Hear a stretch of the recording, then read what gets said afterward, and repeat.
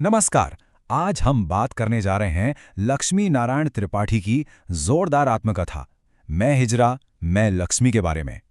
ये एक ऐसी कहानी है हिम्मत की, पहचान की और उस बगावत की जो समाज के बनाए हुए हर दायरे को चुनौती देती है। ये खुद लक्ष्मी के शब्द हैं और ये उनकी जिंदगी का पूरा सार बताते हैं। एक ऐसी पहचान जो हमेशा बदलती रही, जिसने कभी बंधना स्वीकार नहीं किया। वो एक लड़का थे, एक होमोसेक्सुअल, एक ड्रैग क्वीन और आखिर में एक हिजरा। हर एक पहचान उनके सफर का एक पड़ाव था, कोई आखिरी मंजिल नहीं। लक्ष्मी को सही मायनों में समझने के लिए सबसे पहले हमें उनकी जिंदगी के सबसे बड़े विरोधाभास को समझना होगा। वो एक पुल की तरह है जो दो ऐसी दुनियाओं को जोड़ती हैं जो एक दूसरे से बहुत दूर लगती हैं, और वो दोनों ही दुनियाओं के अंतर्विरोधों को अपने अंदर समेटे हुए हैं। तो देखिए, एक तरफ वो एक ऊंची जाति यानी ब्राह्मण परिवार से हैं, इंग्लिश बोलती हैं और एक जानी मानी पब्लिक फिगर हैं। लेकिन दूसरी तरफ वो हिजरा समाज का हिस्सा हैं, जिसे समाज हाशिए पर रखता है, गलत समझता है और अक्सर अपनाता नहीं है। यही जो दोहरी जिंदगी थी ना, यही उनकी सबसे बड़ी ताकत बनी। उनके प्रिविलेज्ड बैकग्राउंड ने उन्हें एक आवाज़ दी, जबकि उनकी असली पहचान ने उन्हें उस आवाज़ को इस्तेमाल करने की और उसके लिए लड़ने की एक अटूट हिम्मत दी। तो चलिए इस कहानी की शुरुआत में चलते हैं। एक लड़के राजू से मिलते हैं, जिसका जन्म एक परंपरावादी ब्राह्मण परिवार में हुआ था। राजू अपने घर के सबसे बड़े बेटे थे, लेकिन बचपन की बीमारी और शोषण ने उनकी मासूमियत को बहुत जल्दी ही छीन लिया।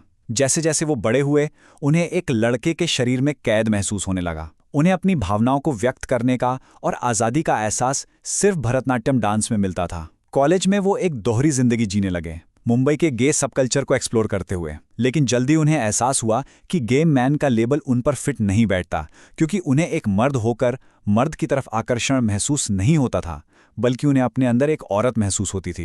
उनके अंदर लड़ने का ये जज्बा शुरू से ही था।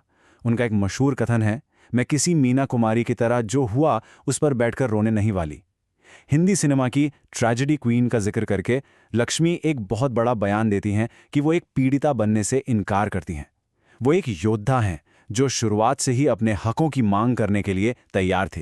खुद को खोजने का ये सफर और टूटने से इनकार करने की ये जिद आखिरकार राजू को हिजरा समाज के दरवाजे तक ले आई, एक ऐसी जगह जहां उन्हें अपनी असली पहचान के लिए एक घर मिलने वाला था। लक्ष्मी के लिए हिजरा शब्द सिर्फ एक लेबल नहीं है, ये पहचान की एक गहरी परिभाषा है। वो ट्रांसजेंडर जैसे पश्चिमी शब्दों को अस्वीकार करती हैं, क्योंकि वो उन्हें सिर्फ शारीरिक मानती हैं। उनके लिए हिजरा होना एक आध्यात्मिक बात है। वो इसे तोड़कर समझाती हैं। हिज यानी पवित्र और रा यानी आत्मा। तो हिजरा का मतलब हुआ वो शरीर जिसमें एक पवित्र आत्मा रहती है। इस समुदाय में उनका शामिल होना एक पवित्र प्रक्रिया थी। सबसे पहले उनका परिचय हुआ, जहां उन्होंने पुराने रीति रिवाजों को सीखा। फिर उन्होंने रीत से गुजरी, जो समुदाय में शामिल होने की आधिकारिक रस्म है। और सबसे जरूरी, वो लता गुरु की चेला बनीं। ये गुरु चेला का रिश्ता, जो बिल्कुल माँ बेटी जैसा होता है, हिजरा समाज की रीढ़ की हड्डी है। और यहीं एक ऐसी अनोखी बात हुई जिसने उन्हें सबसे अलग कर दिया। ज्यादातर हिजराओं की तरह, जिन्हें उनके परिवार वाले दुखद रूप से त्याग देते हैं, लक्ष्मी के माता पिता ने उन्हें स्वीकार कर लिया। वो अपने जन्म देने वाले परिवार के साथ ही रहती रहीं। ये बेहद महत्वपूर्ण था, क्योंकि इसने उन्हें एक ही समय में सभ्य दुनिया और हिजरा दुनिया दोनों में एक पैर रखे रहने का मौका दिया। अपनी पहचान को पाना एक जीत थी, लेकिन ये तो सिर्फ शुरुआत थी। उनकी जिंदगी का अगला अध्याय देखता है कि कैसे लक्ष्मी एक डांसर से एक विश्व प्रसिद्ध कार्यकर्ता बन गई। एक समय था जब लक्ष्मी मुंबई की एक मशहूर बार डांसर थीं। उनके अपने शब्दों में, मैं रानी थी। उनके पास शोहरत थी, पैसा था और मर्दों का ध्यान था। लेकिन यहीं उन्होंने समाज के गहरे दोगलेपन को देखा। वही मर्द जो दिन के उजाले में हिजराओं से दूर रहते थे, वही रात के अंधेरे में उनकी ख्वाहिश रखते थे। उनकी जिंदगी में एक बड़ा मोड़ तब आया जब सरकार ने अचानक डांस बार्स पर प्रतिबंध लगा दिया। रातों रात लक्ष्मी और उनके जैसे हजारों लोगों ने अपनी रोजी रोटी, अपना सम्मान और अपना मंच खो दिया। यही वो अन्याय था जिसने उनके अंदर के एक्टिविस्ट को जगा दिया।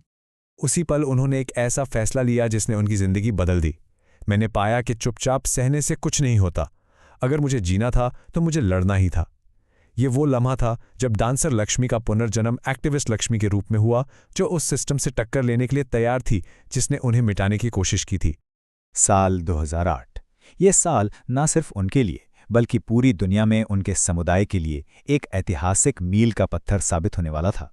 उस साल लक्ष्मी यूनाइटेड नेशंस में एशिया पैसिफिक क्षेत्र का प्रतिनिधित्व करने वाली पहली ट्रांसजेंडर व्यक्ति बनी।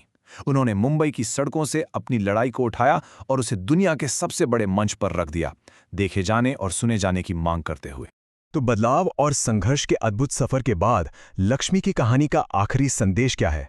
इससे हम क्या सीख सकते हैं? उनकी जिंदगी हमें 4 जरूरी बातें सिखाती है। पहली, खुद को बेचारा समझने की जगह विरोध करना और लड़ना चुनो। दूसरी, हिजरा को एक सम्मानित आध्यात्मिक पहचान के रूप में फिर से परिभाषित करना। तीसरी, तथाकथित सीधे समाज के दोगलेपन को बेदाग करना। और आखिर में अपने विशिष्ट अधिकारों का, जैसे उनके केस में उनकी पढ़ाई लिखाई और परवरिश, इस्तेमाल पूरे समुदाय के लिए लड़ने में करना।